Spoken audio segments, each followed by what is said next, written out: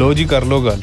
भारती फौज के चीफ टेढ़ी टोपी वाले चाचे घड़मचू ने एक बार फिर अपनी बदहजमी का इजहार पुट्ठे सीधे बयान राही किया है। उन्होंने कहना है कि भारतीय फौजा आज़ाद कश्मीर अंदर हमला करके कश्मीरी मुजाहिदां दे कैंप तबाह कर दिते। वो बयान देंदियां इंज मरोड़े खा रहे सन जिवें खबरे उन्हें वाकई कोई बड़ी वड्डी कार्रवाई पाई है, पर हकीकत इहदे तो उक्का ही मुख्तलिफ है। ना आज़ाद कश्मीर विच मुजाहिदां दे कैंप सन ते ना ही भारतीय मुसल्ला जंगजूआं नूं निशाना बनाया। उन्हें हमला भी किया ते सिविल आबादी ते निहत्ते लोकां नूं शहीद किया ते जद जवाबी हमला होया ते पूछना बुलेट के मोर्चे छड्ड के आसे पासे हो गए। पाक फौज वालों जद मोर्चे मजीद गर्म होए ते चाचे घड़मचू दे सूरमिया कन फड़ के चिट्टे झंडे चुके। बंदा पूछे पहला पंगा ही क्यों लैंदे हो, ते जिथों तिकर चाचे घड़मचू दी गल है ते ओनू ही उदों तिकर चैन नहीं होंदा जद तिकर हफ्ते 10 दिन बाद छितर पोला ना हो जाए।